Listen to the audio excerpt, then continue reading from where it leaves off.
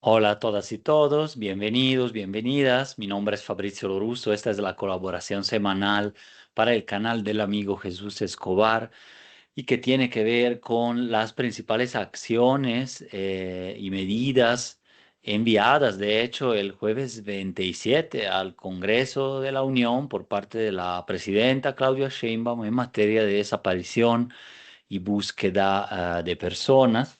Se llama justamente el documento Acciones para la alerta, búsqueda y localización de personas que expuso Ernestina Godoy el 24 de marzo en la conferencia mañanera y que a reservas de poder leer integralmente y discutir y estudiar más a fondo todas las propuestas ya cómo serán debatidas o aprobadas en el Congreso, pues vamos a dar un balance preliminar y a verlas quizás una por una, ya que un primer punto importante es que sí se ha roto cierto silencio que ya llevaba varios meses desde la campaña hasta estos primeros meses de gobierno en la materia, ¿no? En el tema, efectivamente, Teuchitlán, el caso ha detonado una reacción, lo cual de por sí me parece bueno, positivo, aunque ojalá esto redunde y se refuerce más bien con un diálogo permanente a través de mecanismos, digamos así, claros, constantes, con diferentes representaciones de los colectivos y las familias del país que efectivamente no han tenido esta posibilidad. Y así es como lo han efectivamente incluso denunciado, demandado. Y entonces estas medidas llegan un poco de manera sorpresiva y no tan discutidas o compartidas.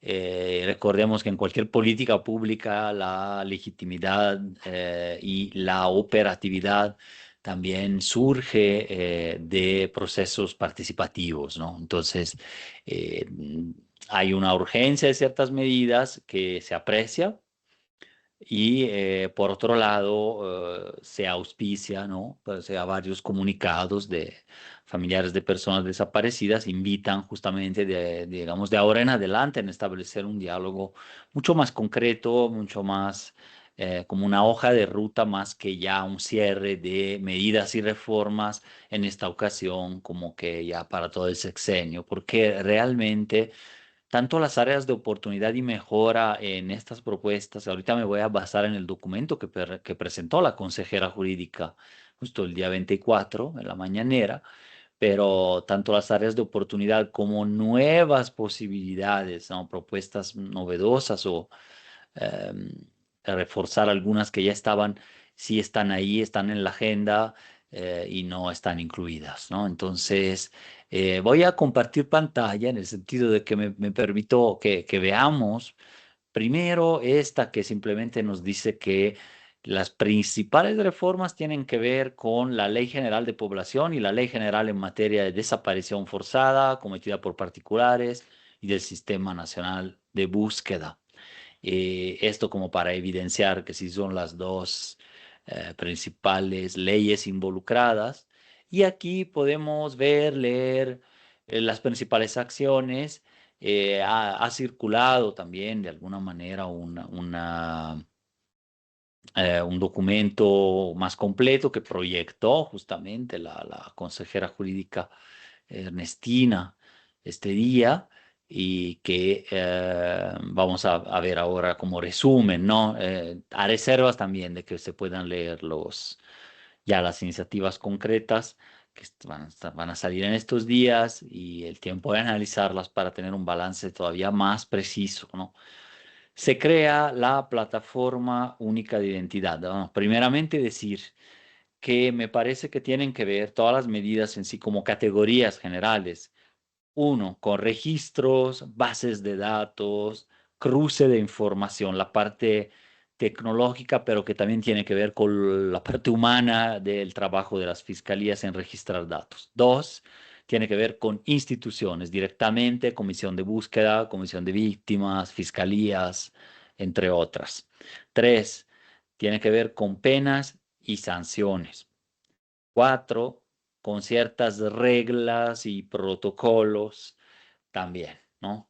En cómo se tienen que desarrollar o levantar, digamos, las denuncias, cómo se van a registrar las carpetas, cómo se van a hacer públicas y difundir las cifras, en fin.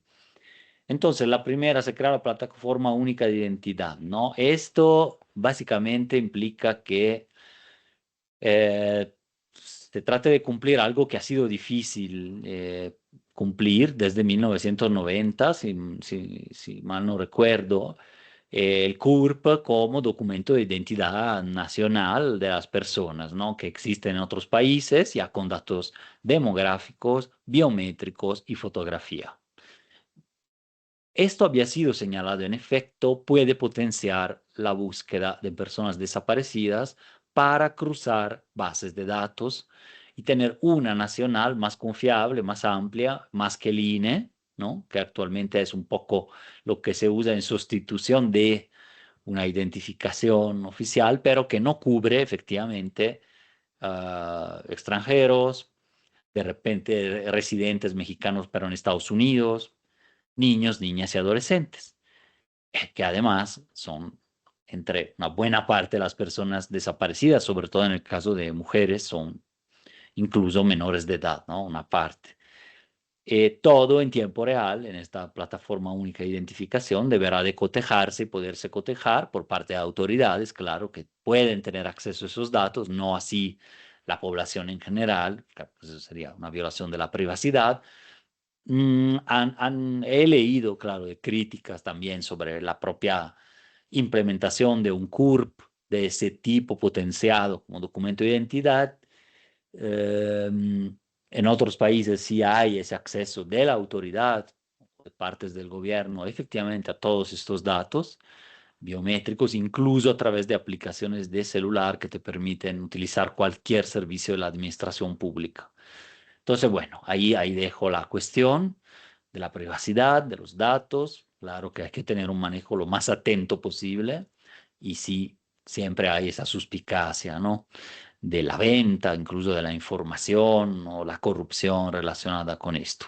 Entonces hay que tenerlo bajo la lupa, pero sí, me parece que esta medida podría ayudar a potenciar también la búsqueda en bases de datos y eventual posterior localización de personas, sobre todo porque esta identificación parece ser que se va a usar para cualquier cosa, es decir, para cualquier trámite, ¿no?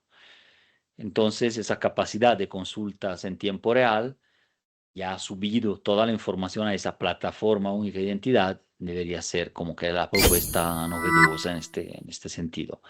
Se establecen obligaciones y sanciones a servidores públicos para quienes no cumplan con la generación, actualización y compartición de información. Pensemos, por ejemplo, en el Ministerio Público o en el comisionado de búsqueda o su equipo, etcétera, que no capturen a tiempo, correctamente, a cabalidad la información. Y esto efectivamente ha sido un problema porque buena parte, una parte por lo menos, digamos, de las problemáticas de registro nacional de personas desaparecidas y no localizadas, RN, eh, eh, PD, no, es esto. El problema es que no están bien registrados los datos. ¿Por quién lo debe de hacer? Las fiscalías en su gran mayoría. Todo esto me lleva también a pensar que si por un lado ha habido reforma al Poder Judicial, el 2025 podría ser el año de trabajar las reformas a las fiscalías estatales, federal y general, ¿no? De la República y también a las policías preventivas. En mi opinión, no puede funcionar del todo el sistema de justicia, la procuración y luego administración de la justicia sin una reforma más integral. Y entonces, ojalá van a ver como en esta exposición y en las propuestas del gobierno, pues hay muchos aspectos que tienen que ver con fiscalía y solo se prevé, más que reformarlas, aumentarles sanciones, pero esas sanciones hay que decir que ya existen y entonces no han sido muy eficaces, sino hay una cultura de la denuncia de estos abusos, imprecisiones, una Procuraduría Estatal y la CNDH también de Derechos Humanos que sancione rápidamente al funcionario público que no cumple con estas obligaciones en tema de desaparición y búsqueda. De poco sirve aumentarles las sanciones, si ahora son muy grandes, pero pues hay que ver si se logra y si eso implica reformas más profundas que faltan aquí, ¿no? Se crea la Base Nacional de Carpetas de Investigación de Personas Desaparecidas y No Localizadas. Eh, Me parece también una medida pertinente, por así decirlo, también porque al parecer esa base será luego visibilizada en el Sistema Nacional de Seguridad Pública, con reportes periódicos, no sé si mensuales, sobre carpetas abiertas de personas desaparecidas.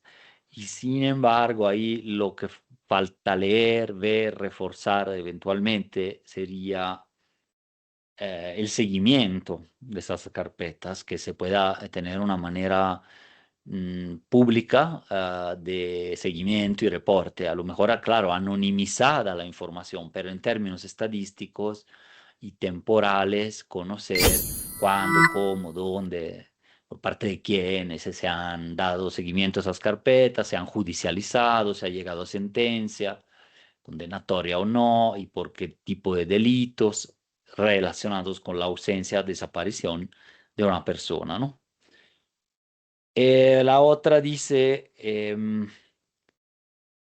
es obligatorio alimentar y actualizar el Banco Nacional de Datos Forenses a cargo de la FGR por parte de fiscalías locales y tribunales de justicia locales, ¿no? Ahora ya me parece que se está centrando la atención respecto de las propuestas de la semana anterior en que se proponía ahí un sistema aparte de identificación forense, así, paralelo. Ahora se está reforzando lo que ya existe y que no ha funcionado, pero también por responsabilidad de la Fiscalía General.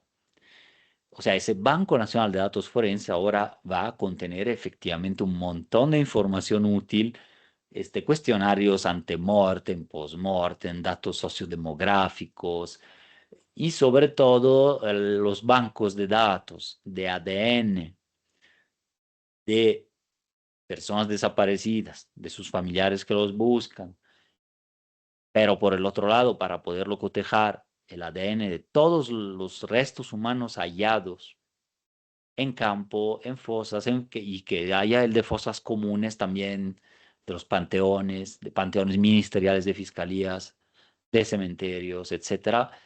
Ese sería justamente su función y no ha sido implementado desde el 18, es que está en la ley, desde el 23, cuando Olimpia Montoya de Celaya, el proyecto de búsqueda del colectivo, ganó un amparo.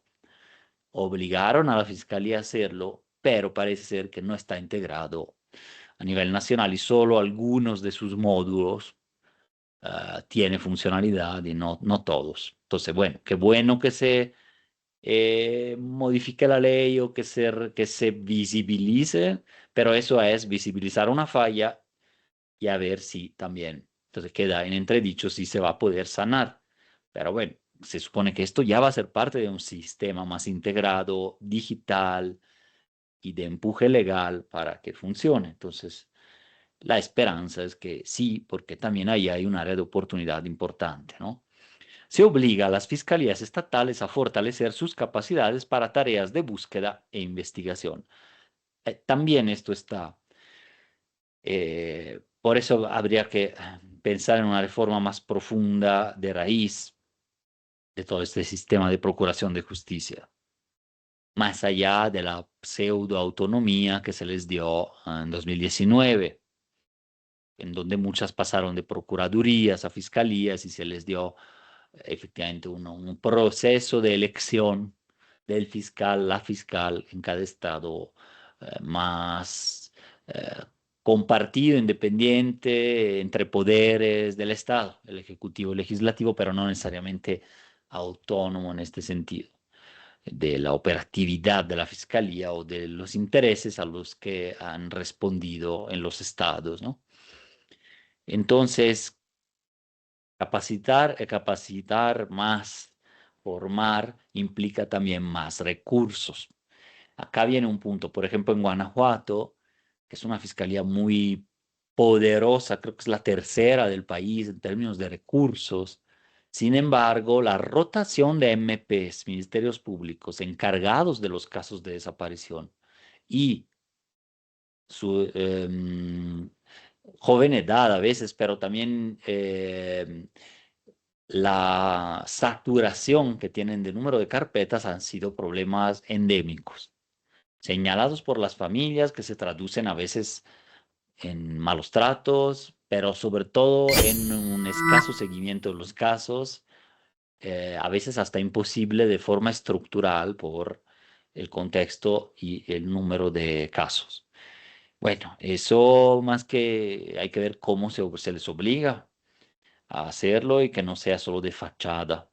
Entonces, ese es otro punto que me parece que nos deja expectantes, ¿no? En ese sentido, y que igual ameritaría esa famosa, ya pluricitada en este espacio ahorita, reforma de las fiscalías y también las policías, incluyendo la policía ministerial de investigación, pero sobre todo las policías em, eh, locales, que quiere decir del estado, del municipio, pero que tienen que ver con búsqueda de personas, porque recordemos que se tienen que crear, y también tampoco acá ha habido un refuerzo de la ley, se ha dejado al lado ese elemento de las células o grupos municipales de búsquedas que se involucran las policías locales y las comisiones de búsqueda de los estados y otros actores, sobre todo municipales, ¿no? Esas han sido un eslabón muy, muy débil y a la merced realmente de la voluntad política del municipio, ¿no? Por ejemplo, en León funciona relativamente bien. Y en la mayoría de municipios de Guanajuato ni siquiera prácticamente son operativas, ¿no? Las células de búsqueda. Entonces, bueno, es otro aspecto que se pudiera mejorar. Ahora, si buscan, hay comunicados interesantes de programas en derechos humanos, por ejemplo, del circuito de las Iberos, pero también del movimiento por nuestros desaparecidos y de los colectivos más activos del país, a nivel incluso individual, y de organizaciones de sociedad civil eh, que sí señalan otras y muchas áreas de oportunidad acá. Entonces, sí hay que hacer un resumen de todos esos documentos, pronunciamientos y escucharles, porque si el fin es buscar y encontrar, pues tienen mucho que decir, ¿no? Y a partir de una labor hecha con los colectivos y las familias. Entonces, esto diría que en buena parte falta, ¿no? Se incrementan penas a quienes cometan el delito de desaparición forzada y desaparición cometida por particulares. En general, el mayor punitivismo, es decir, aumentar penas, no resuelve los problemas de crimen y delincuencia. Está comprobado desde hace incluso siglos. Podría servir a manera de mensaje en el corto plazo, pero no es una vía de por sí. Em, Cuidado también a que no se superen las penas previstas, por ejemplo, por homicidio y feminicidio. No sé ahora cuánto quieren incrementar penas. Probablemente las van a homologar con las de secuestro, porque es algo que la presidenta había mencionado. Ahí en una cosa que luego no quedó, en que se pensaba homologar el delito de secuestro con el de desaparición. Yo creo que eso no quedó, no hubiera tenido mucho sentido, la verdad. Los protocolos sí son distintos e incluso un fiscal tiene que investigar, por ejemplo, puede investigar secuestro, pero si la persona sigue desaparecida, también utiliza los protocolos de búsqueda y de investigación de casos de desaparición, ¿no? Pero investiga el delito como bajo el tipo penal de secuestro y luego lo puede modificar, es como en la averiguación previa lo hace, ¿no? La carpeta de investigación, como se dice ahora, pero tendencialmente puede investigar incluso más delitos, cambiarlo después. Y aún así, el protocolo de desaparición lo tiene que seguir porque la persona está desaparecida independientemente de la serie de delitos que se estén investigando ahí. En fin, entonces hay que ver eso de las penas para que no se rompa ese equilibrio que ha habido entre los delitos de desaparición, los de secuestro y el propio homicidio, ¿no? Que normalmente tienen penas mayores. Eh, Se incorpora a privados en la obligación para generar y compartir información útil para búsqueda de personas respetando la ley de datos personales. Ya existe esto también. Si se refuerza, se hace hincapié, se visibiliza, creo que está bien, pero no lo han podido cumplir. Hay partes de la ley, creo que es el artículo 38, pero en que se mencionan demasiadas justificativas posibles para un funcionario público que rechace de colaborar en búsqueda. No, no abra una instalación o no dé información pertinente, que las cámaras, etcétera. Y más hay para el privado que puede efectivamente no ser tan colaborativo como se necesitaría en estos casos. Ahora, si se potenciara esto, y se modificara ese artículo en que no se le da al funcionario público tanta facultad de justificar de por qué no está apoyando, básicamente eso quiere decir ese artículo, bueno, qué bueno, pero no he podido ver si va por ahí. Hay que ver exactamente si, ¿no? En los detalles es lo más importante en este tema. Más adelante se fortalece a la Comisión de Búsqueda, Nacional de Búsqueda y el registro. Se dividirá entre registros de fiscalía y otros. Ahora, primero, eso de reforzar a la Comisión Nacional, también se puso de reforzar a la Comisión Nacional de Víctimas, la Ejecutiva de Atención a Víctimas, la CEAV. Siempre es positivo, sobre todo si eso implica también mayor recurso y mejor gasto de ese recurso enfocado a las víctimas, por un lado. Por ejemplo, muy poco ha sido reconocido, ahí hablan de un concepto de víctimas, ¿no? Del hecho victimizante, la desaparición de un familiar, por ejemplo.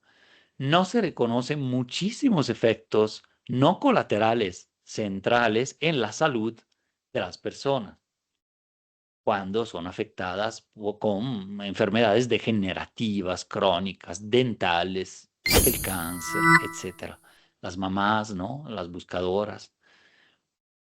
Como que el sistema de cobertura, em, los fondos de asistencia, de emergencia de la Comisión de Víctimas son insuficientes siempre. Y además, subordinados a criterios tendencialmente revictimizantes, como dice este ejemplo, ¿no? Entonces, eso, por ejemplo, es un hecho y no sé si ahí entra el fortalecimiento de esa comisión también en este aspecto. Por lo que se refiere a la Nacional de Búsqueda, se hablaba de mejorar tecnología, capacidades, equipos. Eso siempre creo que es bienvenido. Y el análisis de contexto. Eso ha dejado que desear. Es una obligación de las fiscalías y de las comisiones de búsqueda de los estados y la federal de realizar análisis de contexto. Se ha manoseado mucho el concepto, aunque el protocolo de búsqueda lo define de manera más precisa. La de búsqueda tiene que hacer análisis de contexto para la búsqueda, para generar líneas de encontrar personas. Un plan de búsqueda. Incluso han faltado los planes regionales de búsqueda, macro regionales y estatales. Eso no sé si va a entrar en la ley, también sería algo que falta, reforzar eso.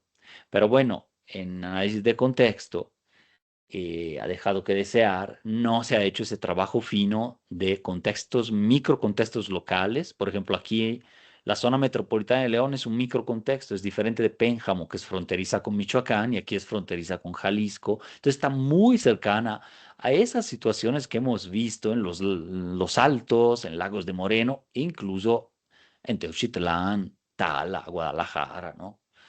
En fin, se ha hecho muy poco en ese sentido y sobre todo hay que crear ahí explícitamente, que no está dicho, no está anunciado así, equipos de investigación, de análisis de contexto muy calificados, o sea, equipos de investigadores que sepan de trabajo de campo, que trabajen con los colectivos, incluso con perpetradores y claro, datos y otras fuentes a las que tienen que y pueden tener acceso de las fiscalías. Así realizarían con dedicación, tiempo completo, análisis de contexto, pero no se ve que se ha hecho, más bien han contratado empresas en general privadas que realizan esos análisis. El registro, dividirlo entre la parte de registro donde son las fiscalías que meten los datos y la parte de registro en donde son las comisiones de búsqueda o los ciudadanos que meten los datos al sistema. Creo que es bueno hacer claridad ahí y separar los datos, ¿no? Como tal. Pero hay que recordar siempre que, independiente de esto, ese registro no es un instrumento de contabilidad de datos y de cuántas personas desaparecidas hay y sus características. Eso sí sirve y lo hay, aunque está en parte mal hecho porque capturaron mal los datos en su momento. Pero bueno, sanando todo eso, incluso a ver si las sanciones funcionan o no para eso. Yo creo que más bien los ministerios públicos a veces son propiamente más incompetentes en hacerlo, saturados, o bien no hay capacidad tecnológica para meter datos a ciertos registros, por ejemplo, los panteones, ciertas fiscalías, así pueden tener una estructura digital ausente completamente o anticuada, ¿no? También. Entonces, también ahí está la inversión. Fosas comunes, cementerios, registro de fosas clandestinas que son inexistentes, aunque la ley lo mandata hace 7 años, no existen. Entonces, ni el federal ni los estatales, de fosas, por ejemplo, me refiero. Eh, entonces, veo ahí una dificultad hasta primordial en integrar esos archivos más que simplemente preverlo en la ley, ¿no? Hay que prever también ese recurso, capacitación, más allá de la obligación o la sanción, ¿no? Entonces, mm, la otra cosa que hay que ver si queda y cómo era el centro de identificación humana, retornar a ese proyecto abandonado por ahí del 2023 que estaba dando señales de que funcionaría, pero nunca fue implementado como tal y era una señal positiva. El centro de identificación humana existe en Coahuila, existen de tipo regional, pero debe de existir uno nacional de la Comisión Nacional de Búsqueda que se estaba creando en Morelos y yo diría, tampoco se mencionó, pero a nivel de cada estado, ¿no? Independientes incluso de el servicio pericial forense de la Fiscalía o bien por lo menos hacer que fiscalías y comisiones de búsqueda creen capacidades y trabajen en un centro cada vez más autónomo de identificación, ¿no? Por ejemplo, aquí en Guanajuato sí se propuso el Instituto Guanajuatense de Ciencias Forenses. Bastaría con un cambio constitucional a la ley de fiscalía, pero no lo han hecho. Esa propuesta lleva años acá en el tintero, ¿no? Pero un centro de identificación humana regional sí serviría mucho, al menos del área Bajío, ¿no? Para ayudar en esa situación grave forense que implica un retraso acumulado de larga data y más con el boom, el crecimiento de los homicidios y las desapariciones desde 2007-2008 a la fecha, un crecimiento acumulado de cuerpos no identificados, restos humanos, en múltiples instalaciones del país. Entonces, eso es lo que se llama la crisis forense, pero que es más bien un sistema pensado para no identificar cuerpos, más que una crisis, es permanente. Entonces, se puede combatir con medidas permanentes estables, estructurales, que apoyen en eso, en resolver esos 72.000 cuerpos y más que se van acumulando no identificados, que pudieran ser probablemente buscados por sus familias y las autoridades con un costo humano, emocional y económico del Estado en eso. O mejor sería restituirlos dignamente después de haberlos identificados, ¿no? Y finalmente, el último de los puntos del Sistema Nacional de Alerta, Búsqueda y Localización de Personas es justo como se llama este documento, que sería ya el resumen basado en la funcionalidad de RENAPO, o sea, que lo administraría, en que se conectarían la Plataforma Única de Identidad, el Banco Nacional de Datos Forenses, el Banco Nacional de Carpetas de Investigación, la nueva CURP, etcétera, ¿no? Entonces, todo eso suena un poco utópico con las condiciones tan disparejas que se tienen, dejo de proyectar, que se tienen en el país, como mencionaba, ¿no? A nivel tecnológico, a nivel de capacidades, etcétera. Pero bueno, sin ser pesimistas, la idea es que pudiera servir y funcionar. Hay otro elemento importante que no estaba ahí, pero que fue mencionado. Los ministerios públicos tendrán la obligación de abrir carpeta de investigación, entonces, y ya la investigación de personas sin esperar 72 horas. Quisiera explicar esto para cerrar más o menos, porque no ha sido tan fácil de entender. Ahora, la búsqueda es un proceso, la investigación del Ministerio Público es otro, aunque se relacionen. México decidió crear como Colombia para apoyar esta crisis y debido a la gran desconfianza en las fiscalías histórica que hubo y que sigue, decidió crear sistemas de búsqueda sin que se haya denuncia ministerial incluso, son las comisiones de búsqueda en el país, y sistemas de también investigación que ya estaban. El problema es que el Ministerio Público muchas veces esperaba incluso a buscar. Entonces interviene la comisión de búsqueda, ¿no? Y eso es inmediato. Tanto el Ministerio Público como la comisión tienen que buscar inmediatamente con todas las herramientas que tienen a disposición. Si se abre, si se sospecha un delito, la persona es menor de edad, el artículo 89 de la Ley General, es mujer, se vio que fue levantada, desaparecida, llevada por un grupo armado, un policía, etcétera, por contexto. Se supone que pasa eso, bueno, entonces ahí la persona ya se abre como delito inmediatamente también. En cambio, si no se daban esos casos, el MP tenía la facultad, tiene, de esperar hasta 72 horas. Pasadas 72 horas, que ya se está buscando a la persona porque ya se reportó, entonces la búsqueda empieza ya, pero a las 72 horas se refuerza con la investigación ministerial, ahí sí, de cajón. Eh, Ahora parece ser que con la reforma inmediatamente va a ser búsqueda de comisión de búsqueda, búsqueda ministerial, Ministerio Público e investigación. Entonces, instrumentos reforzados, por ejemplo, sábanas de llamada, geolocalizaciones, órdenes de cateo, etcétera, que puedes solicitar, etcétera. Todo eso se va a activar al mismo tiempo. Pudiera ser positivo, ya no se generaría esa confusión y esa discrecionalidad del Ministerio Público que a veces se espera como que a propósito o quiere reducir cifras y entonces registra a la persona durante muchos días como no localizada y no como desaparecida. Por eso en Guanajuato también se quitó la categoría de la persona no localizada y se llama solo persona desaparecida porque la no localizada quedaba en la ambigüedad, ¿no? Era esos casos en que no se sospechaba delito antes de los 3 días y entonces se activaba una búsqueda.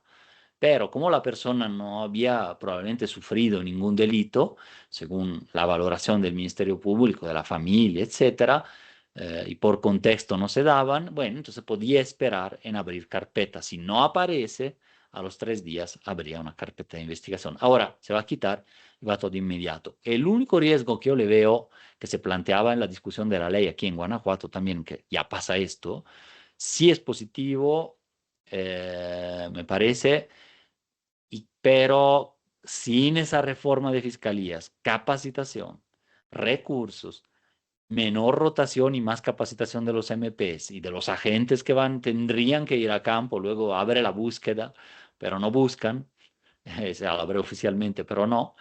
Entonces, sin todo eso, entonces sin una reforma igual otra vez, podría saturar simplemente de carpetas al Ministerio Público y sigue haciendo lo mismo. O sea, no tiene agentes para buscar, no los manda o solo va a priorizar los casos más importantes, los casos que llevan un interés político o de personas más poderosas, podríamos decir así, y no los demás. Entonces, bueno, ese tema quise explicarlo un poco así, es un poco más complejo, pero ahí va, ¿no? Entonces, lo que hay que reforzar en todo esto, reforma fiscalías, policías, el tema de la impunidad, más que sanciones y penas, nada más es cuántas carpetas de investigación llegan a condena o absolución, pero algún tipo de justicia al final. Entonces, reforzar también criterios de oportunidad de la ley de desapariciones para que exista esa situación, esa negociación. Es feo decirlo así, pero es una negociación entre justicia y verdad. Reducirle alguna sanción o pena incluso a perpetradores con consentimiento de las familias, de los investigadores, etcétera, a cambio de conocer, pero de manera certera, el paradero de la víctima directa, de la persona desaparecida. Eso en algunos casos ha funcionado.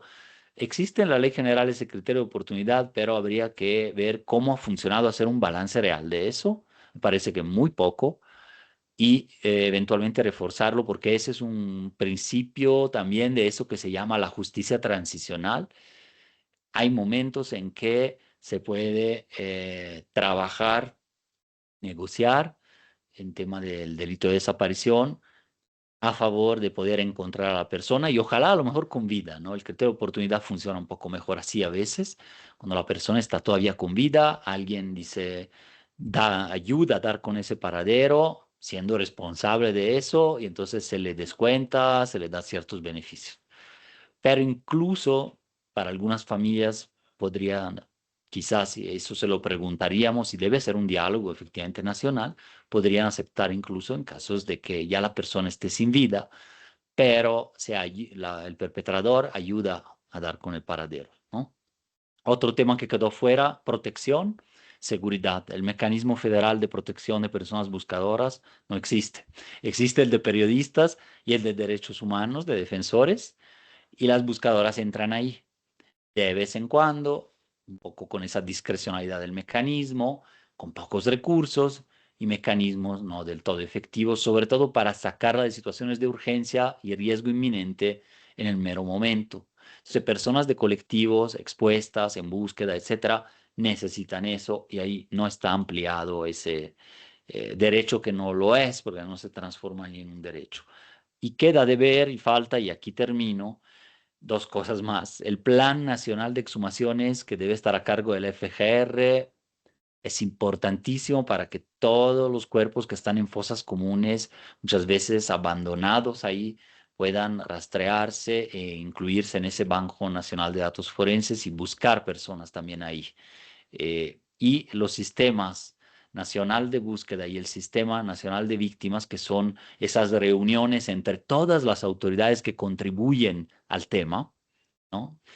Se han descafeinado, se han, digamos así, prácticamente abandonados en su funcionalidad, que es justo la interinstitucionalidad de cómo debería de funcionar esa cooperación en materia de búsqueda, desaparición, y también los consejos ciudadanos quedan por meses sin funcionar, no se convocan, y ahí es un menosprecio hacia la participación de personas especialistas, organizaciones acompañantes y familiares en el sistema, ¿no? Entonces, serían otros dos puntos, áreas de oportunidad importantes, y es por la esperanza de que esto pueda justamente continuar de la mejor manera y con este diálogo y retroalimentación de, digamos así, entre autoridades, sociedad civil y familiares en búsqueda.